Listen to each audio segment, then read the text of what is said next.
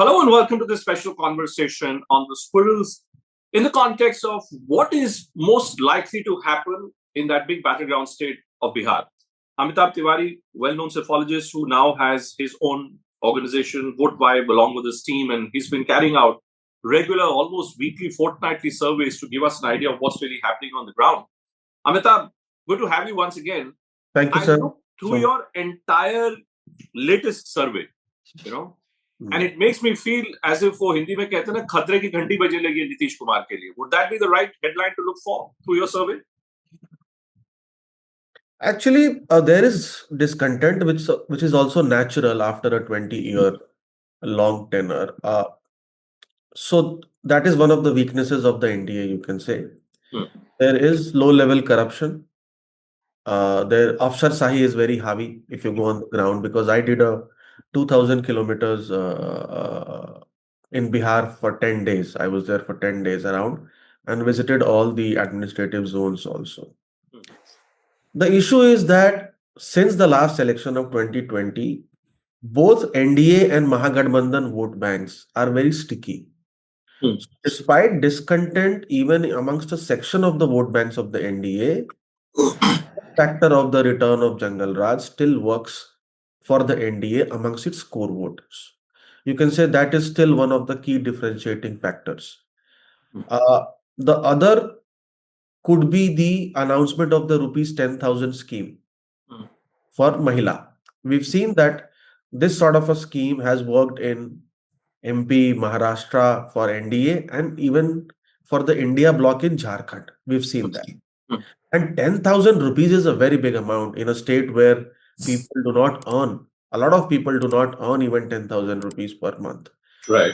It could be a game changer because we've seen that Nitish Kumar's core vote block is the women vote block. And I think it's a strategy to perhaps woo the women voter onto the NDA fold. And this could be one of the deciding factors in the elections going forward. But Amitabh, help me understand this. In any state, in any survey, where the answer to your first question, how do you see the level of anti-pro-incumbency with regards to CM Nitish Kumar-led NDA government?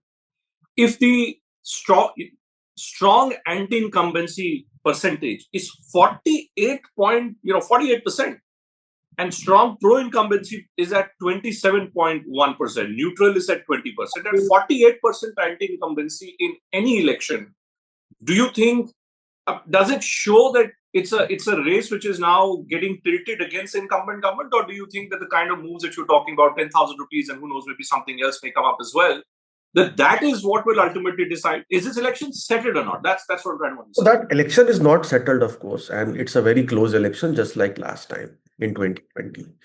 When we talk about anti-incumbency, what we have to see is that in the first past the post system, a party with even 37% vote share or an alliance with 37% vote share won the elections.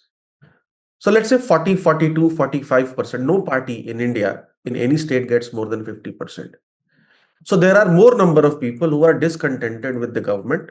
What happens is that 48% people who are perhaps saying that there is strong anti-incumbency are not consolidated in favor of one bloc. So that vote gets divided between Mahagathbandhan 36%, roughly 10% or 9% for Prashant Kishor's party, and 2-3% to others. Whereas the people who say that there is neutral, that they are neutral to this question of pro-incumbency, anti-incumbency, are also not anti-government in that sense. So what is being seen is that people who are neutral or pro-incumbent are equal to people who are anti-incumbency or show anti-incumbency. Correct. So while and again the anti-incumbency vote is getting divided. It is not. So it would be erroneous. You're saying it would be erroneous, therefore, with Prashant Kishor in the fray, and and typically Bihar has had this history of several independents also coming up. But the other interesting thing, Amitabh, which stood out for me in your data is Prashant Kishor himself. I mean, Prashant Kishor today is number 3, to Nitish Kumar and Tejashwi Yadav in terms of popularity ratings, getting into the double digits, even more than Chirag Paswan, for instance.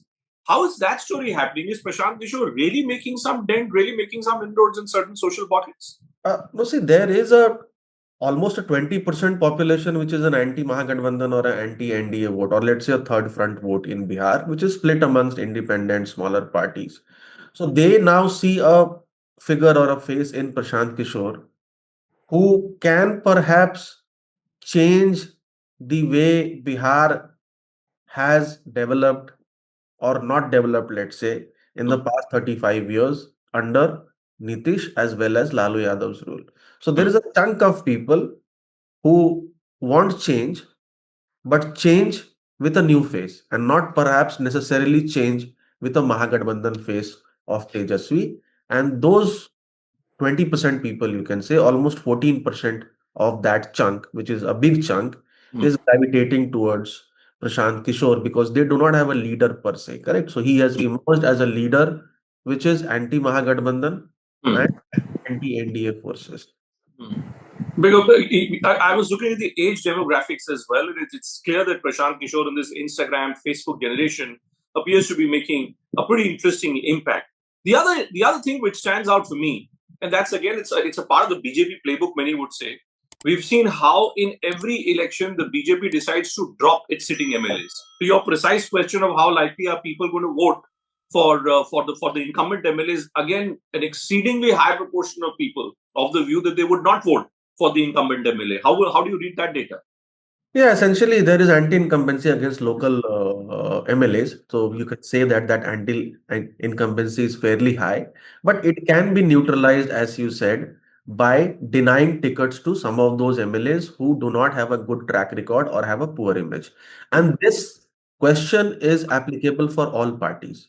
So if RJD today is the single largest party in Bihar, this 53-54% people who are unhappy with the local MLAs is also applicable to RJD. It's not only the incumbent government, but also the opposition MLAs who face anti-incumbency. So Hmm. we see a high number of ticket denials, and if that does not happen, then the party or the alliance which is not denying tickets to incumbent MLAs could face the brunt of the people because people clearly are not happy with majority of the MLA's work.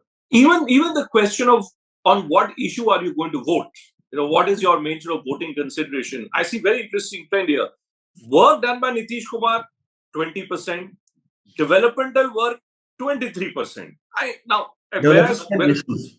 yeah, Development and issues. on the main voting considerations, what were the main voting issue? Now, work done by Nitish Kumar slash NDA government and developmental issues, between these two, they seem to be occupying a large chunk.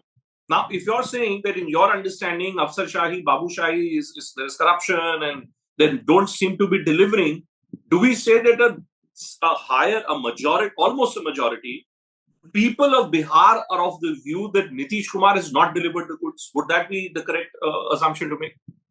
No, I would say that the core vote block of the NDA still believes that Nitish Kumar has delivered. A Hmm. section of BJP supporters there, of course, want their own chief minister face. Hmm.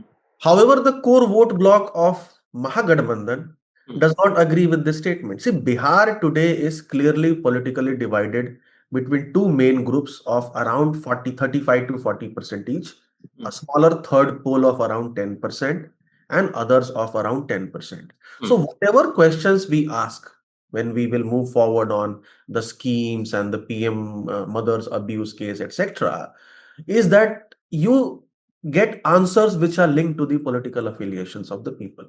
So 20% plus 23%, 43% people are saying that they would vote on the track record of Nitish and on Vikas and Mudde election issue.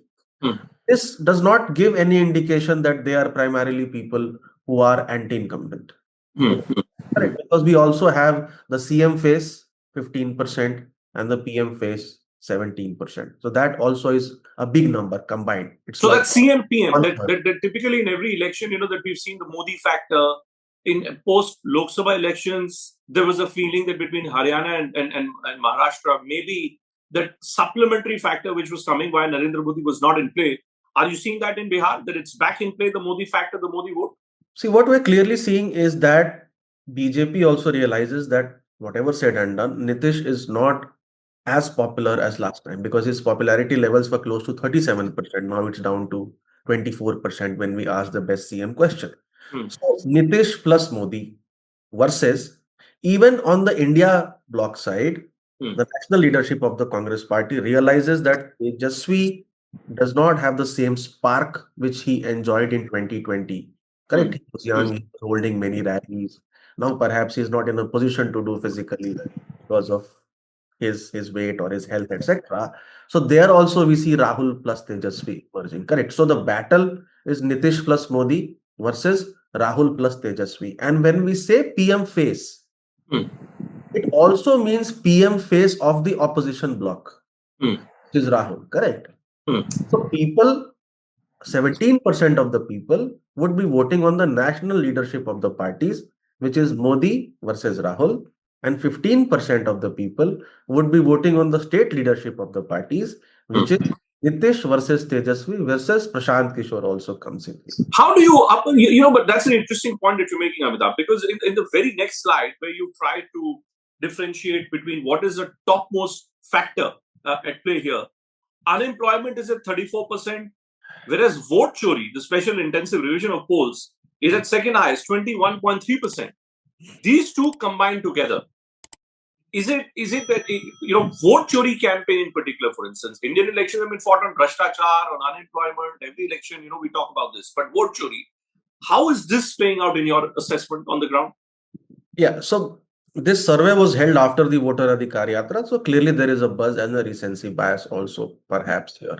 And because the opposition focus has been on SIR and vote chori rather than on unemployment. So in the last tracker which we had done in July, unemployment was 50% and SIR was 4%. So Hmm. 54% together. Hmm. It seems now because of the issue being picked up very vocally by the opposition, Hmm. this 54% piece of unemployment plus SIR is now distributed between again unemployment plus SIR, but some people or a significant people have moved from unemployment, naming unemployment as the topmost issue, to now SIR. We Hmm. have to wait and see when we go in further trackers. With SIR now almost settled, unless we have significant number of deletions from this 7.24 crore number which we have as a draft electoral roll, Hmm. then we have to see whether again there is a shift back from SIR to unemployment or bread and butter issues. Correct.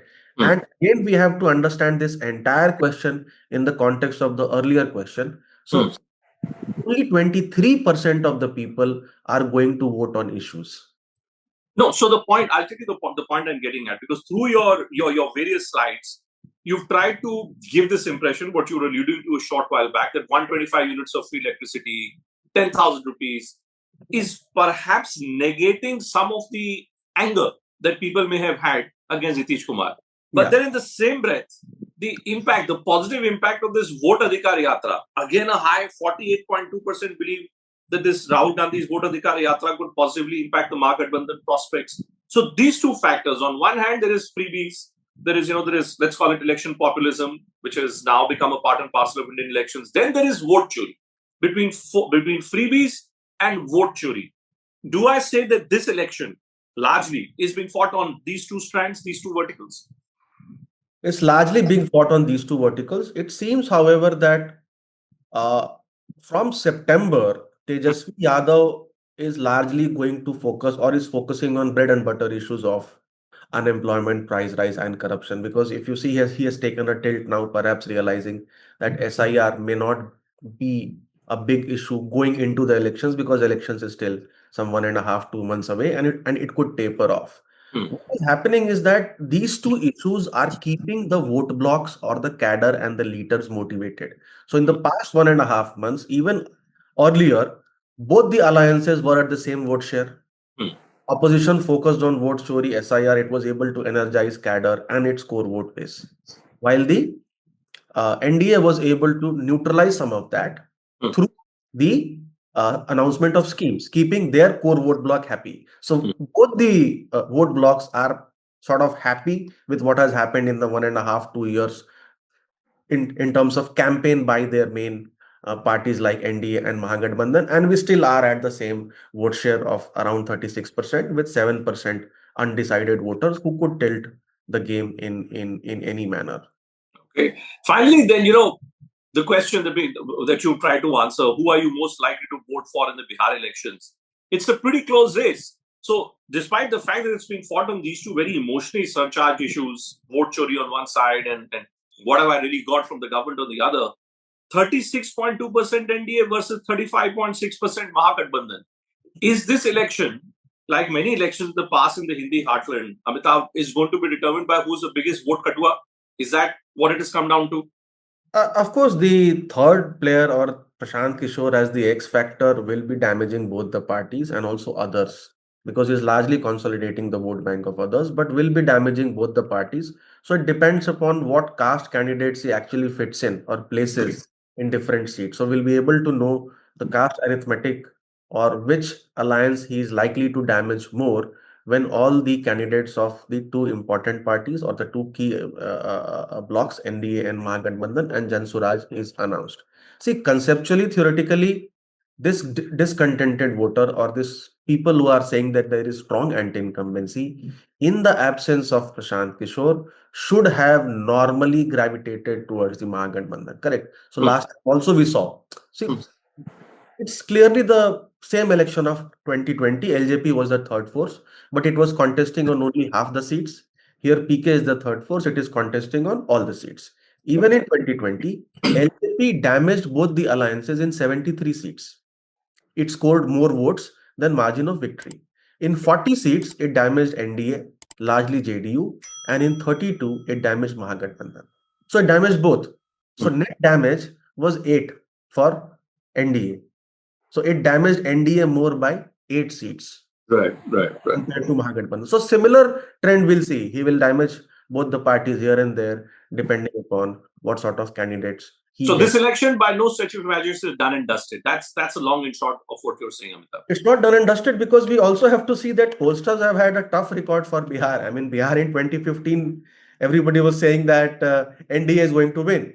Correct. And Mahagathbandhan won a landslide victory. In 2020, most of the people said Mahagathbandhan is winning, but NDA sneaked it. So it's a complex state in that sense. I think from here, selection of candidates, there's no overarching theme. It's largely seat by seat, caste arithmetic, who gets it right. And this 10,000 rupees cash dole, if it is implemented successfully to a large number of beneficiaries to what the NDA is claiming, almost 2 crore people, which translates into 6 crore voters because every family household has almost 3 voters, then it could be a game changer. It could be the key differentiating factor or deciding factor between the two blocks. Okay, Amitabh, thank you so much. Thank you so much for your time.